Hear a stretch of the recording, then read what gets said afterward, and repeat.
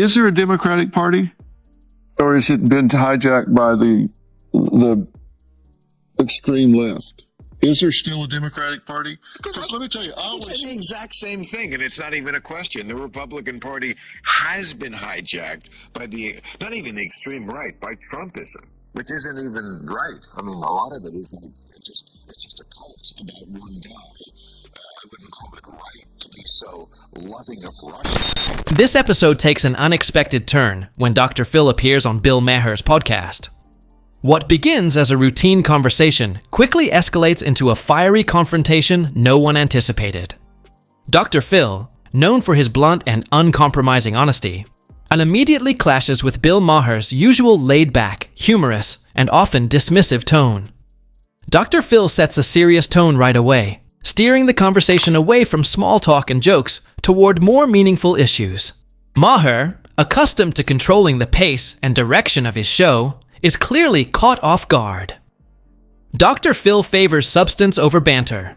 He pushes Maher for specific answers, refusing to accept vague or evasive replies. As the discussion unfolds, tension builds. Dr. Phil remains calm, yet assertive, presenting arguments with clarity and logic.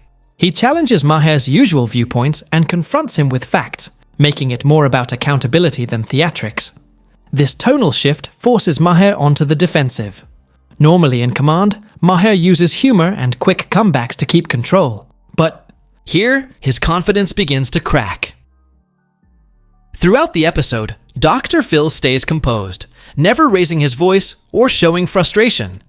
He simply won't allow critical topics to be dismissed. His questions are sharp, his positions firm, and he repeatedly brings the conversation back to core issues, keeping Maher fully engaged. By the end, the dynamic is reversed. Dr. Phil leads the discussion with ease, demonstrating how a fresh, honest perspective can shake even the most seasoned hosts. If you're used to seeing Maher in control, this episode will surprise you.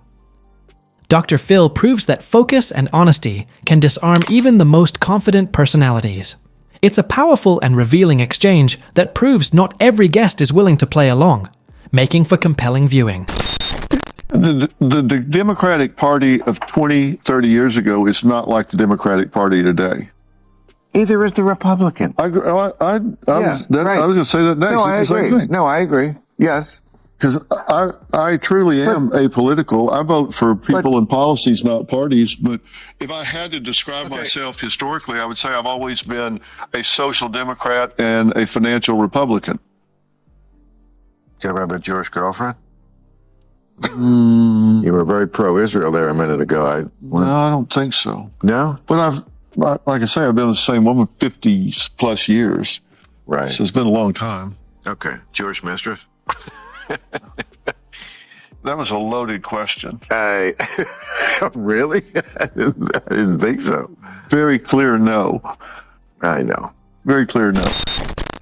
During the podcast, Dr. Phil didn't linger on surface-level topics. He asked Maher a direct question. Is the Democratic Party still truly left-wing? Or has it been hijacked by radicals? Dr. Phil referred to what's commonly called the woke left, a term he admitted was blunt and intentionally provocative. He clarified that he wanted a sincere dialogue, not a partisan argument. But Maher's response was telling. Instead of addressing the question, he quickly pivoted and attacked the Republican Party, accusing it of being overtaken by far-right extremists and dominated by Trump. What stood out was Maher's refusal to even entertain the idea that his own party might have problems worth discussing. He sidestepped any mention of the potential downsides of cancel culture or the growing influence of extreme progressive ideology within the Democratic Party. When Dr. Phil raised these points, Maher appeared visibly uncomfortable, even defensive, as though the topic itself was off-limits. This exchange exposed more than just a difference of opinion. It underscored how charged and polarized the political climate has become. Dr. Phil posed a fair, thought-provoking question, but instead of sparking honest dialogue, it provoked defensiveness and deflection. It was a pivotal moment that highlighted just how difficult genuine conversation can be in a deeply divided political landscape. This country's got to wake up and start being more self-determining than depending on who's in office. And if you've got idiots out there that aren't putting America first, we got to kick their ass to the curb. It's just, I don't care if Republican or Democrat, we got to kick their ass to the curb. We can't have those people contaminating and poisoning the ideology. But see, the Democratic Party is better at self-correcting. Like Kamala, her speech at the convention was very pro-American. I mean, if you told me that Kamala Harris would be the presidential candidate 6 months ago, and that I accepted that and then said, okay, and she's going to use the word privilege in her acceptance speech, I would have thought it would have been about white privilege and all that bullshit that they're always on about. Not that it's all bullshit, but it bugs me. I mean, they just go overboard. But that's not what her speech was about. She said it's a privilege to be an American, which is music to my ears. Bill Maher presents a strong point that the Democratic Party needs to consider seriously. While I don't closely follow Kamala Harris's speeches or every political development, Maher's concern is valid. There's a growing perception that parts of the Democratic Party often engage in anti-American rhetoric.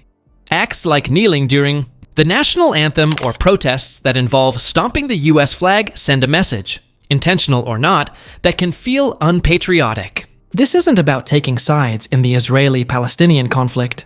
It's about how some far-left activists worsen tensions by rejecting American traditions. From removing monuments to renaming schools, the woke left often seems more ashamed than proud of the country. One speech from Kamala Harris can't offset that. As Dr. Phil says, America has flaws, but its history isn't uniquely evil. Patriotism means acknowledging both the good and the bad, and striving to improve. Both parties need to embrace that if they want to connect with everyday Americans. I think she wrote that speech, do you? What politician writes their own speech?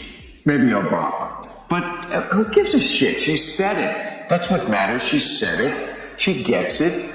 And and by the way, immigrants get that. She's from immigrant stock. They get that. This is, you're lucky to be here because you could be there where you walked 1,000 miles to get away from. That's one reason why they don't turn on Trump in the way the Democrats would like to. Trump's popularity keeps going up with immigrants. Because when he says things like, rapists, yeah, that's out of line, but they come from shithole countries. Shit. They're like, fucking right, we came from a shithole country. Why do you think we swam here? Through shark-infested waters or whatever the fuck they did. We did it because we came from a shithole country. This man speaks the truth.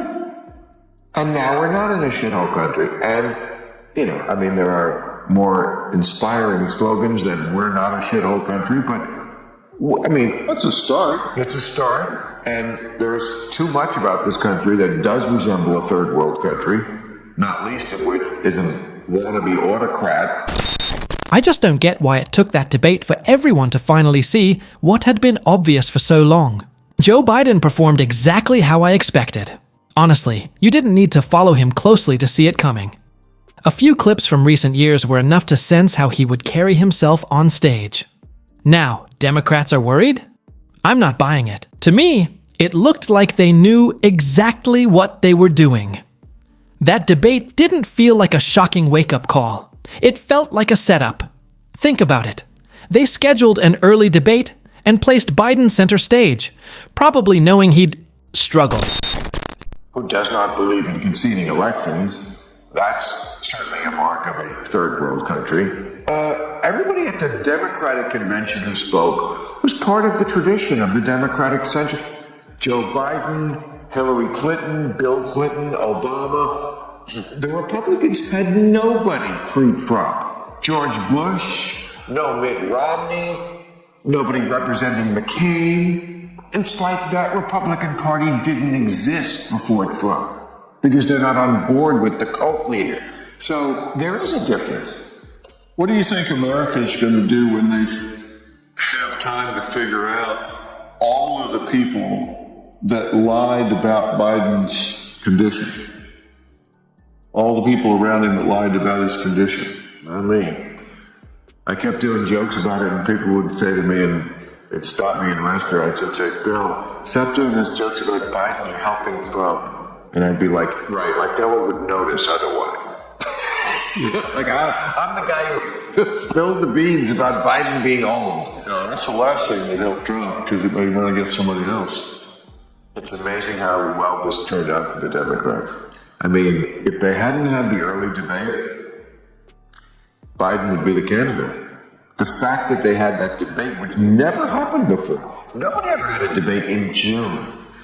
That was the dumbest thing that they could have done. Because once the Democrats saw it, and the Democrats, for once in their lives, got their shit together fast, and they were like, oh, okay, out with the old, in with the new. Then public reaction kicked in. Wow, he's really not sharp anymore. Boom. Now there's talk of replacing him. It all feels too convenient, as if they needed a public excuse to pull him from the race. And this was it. Everything seemed calculated to manufacture a reason. So what do you think? Drop your thoughts in the comments section below. And if you don't want to miss out on the hottest celebrity news, make sure to subscribe to Daily Finder.